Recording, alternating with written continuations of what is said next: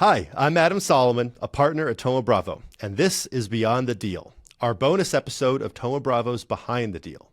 I'm here with SMA Technologies CEO Todd Dauchy.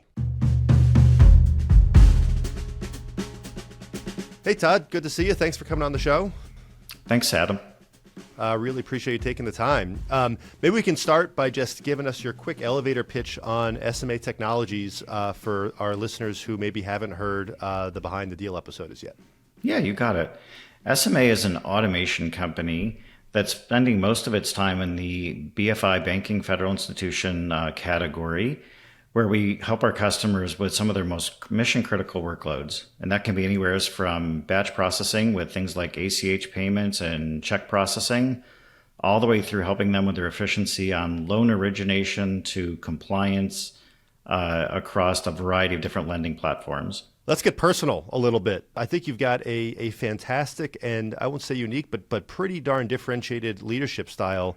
Would love for you to describe what your leadership style is and kind of what inspired it. Where did it come from? I think my leadership style is very much an evolution. And I would say that I learned my style by watching a lot of other people throughout my career. And I'd say like the first thing that I learned is like a lot of CEOs are just very, very inspirational. They're like from the front leaders, get everybody rallied and charged.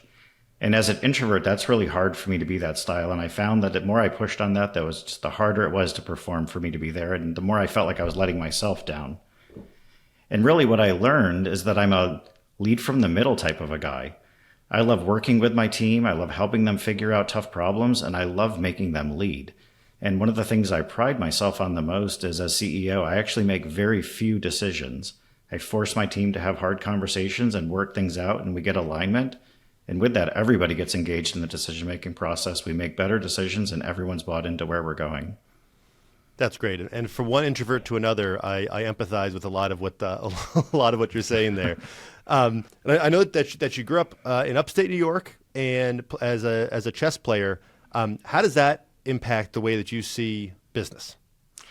I mean, I started chess as a really young kid. I was definitely more of the mathlete than the athlete.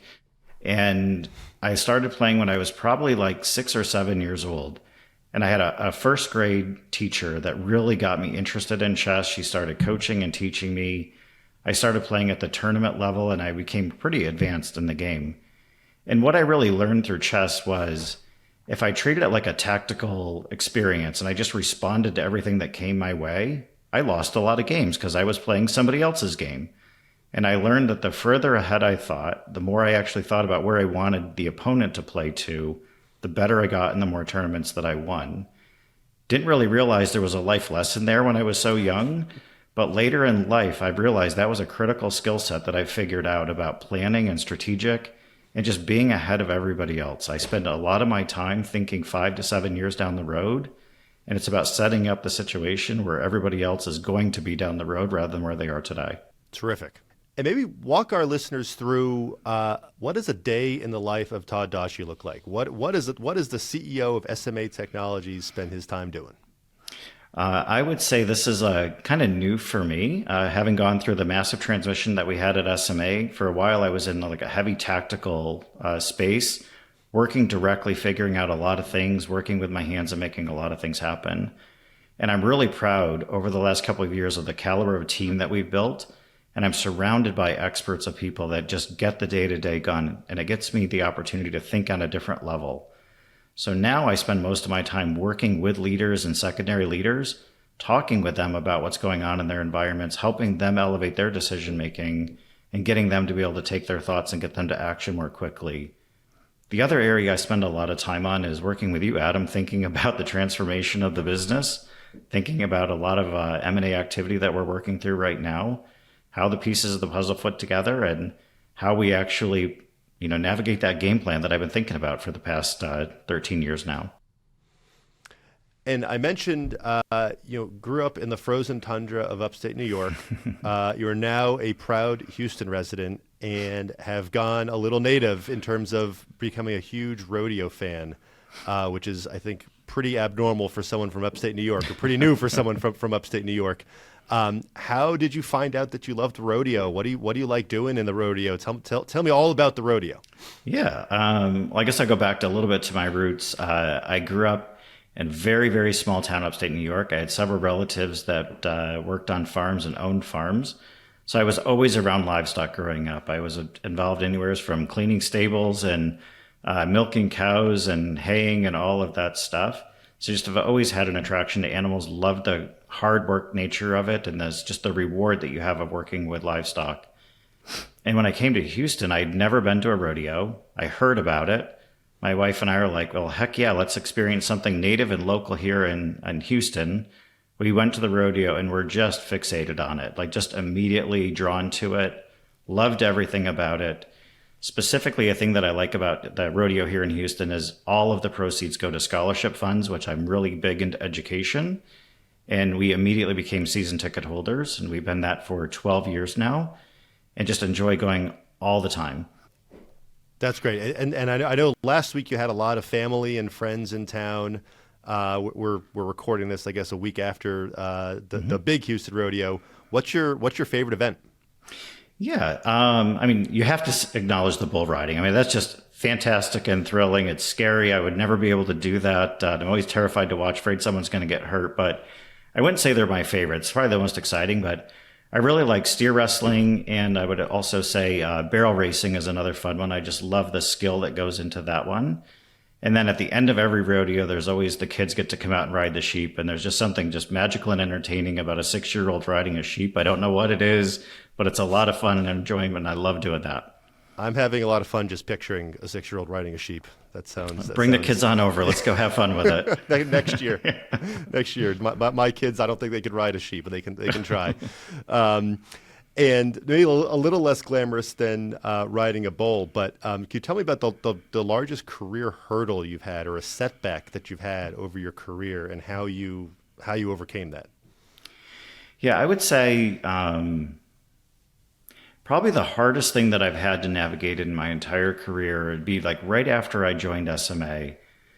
When I joined the company, it was an understanding that I was going to become the guy running the company. We didn't really define what that title looked like, what it meant, not really sure where that was going to go. And working with a guy that had worked his entire life in this company, he was just very focused on customers, but more importantly, it was like a lifestyle business.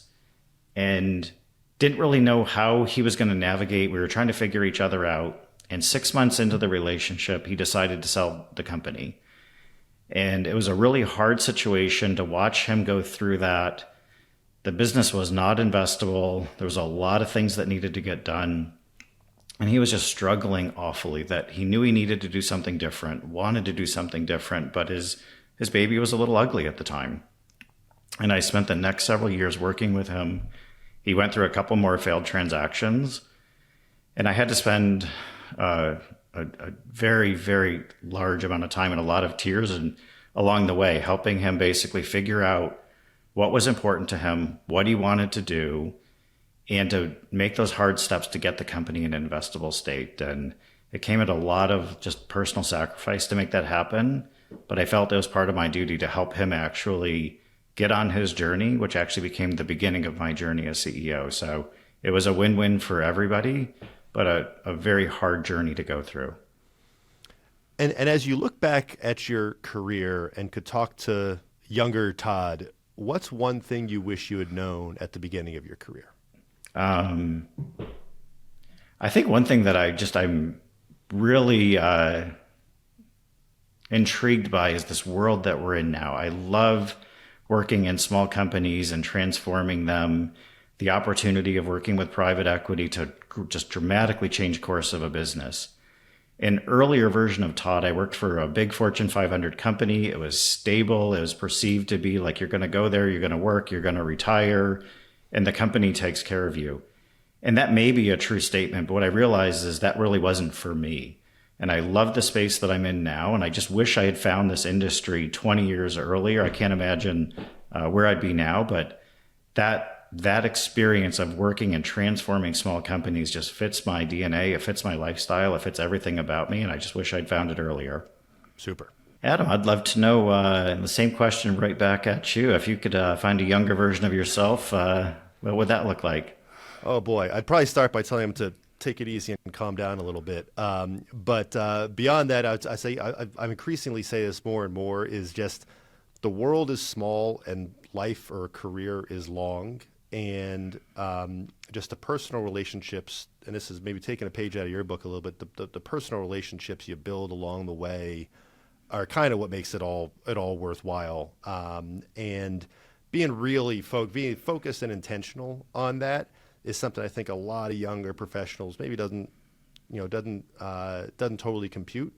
As I said, the world is small and life is long, and the people that you meet, come back up again and again and again in your career and in your life. And as I said, that's the part that makes it all fun and worthwhile.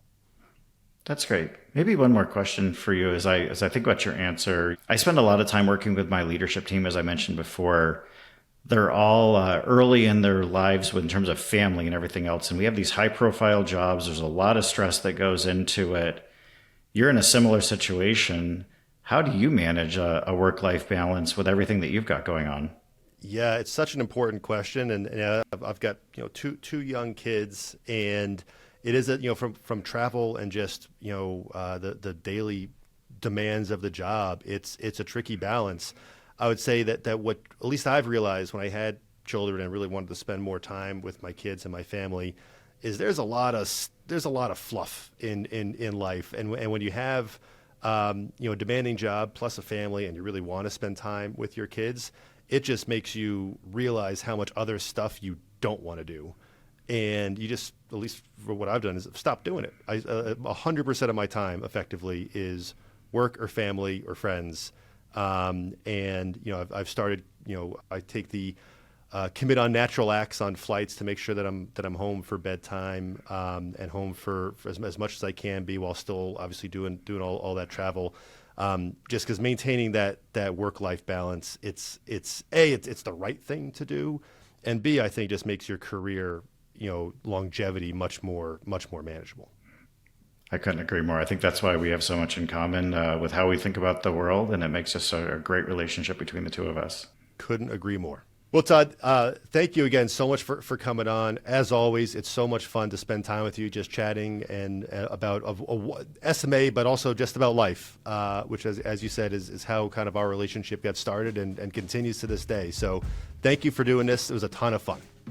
I agree, Adam. Thank you so much for having me on. And as one introvert to another, I'm excited to get back to my day and get back to work and keep working on this journey that we're on together. Thanks so much for having me here. That's well said. Take care.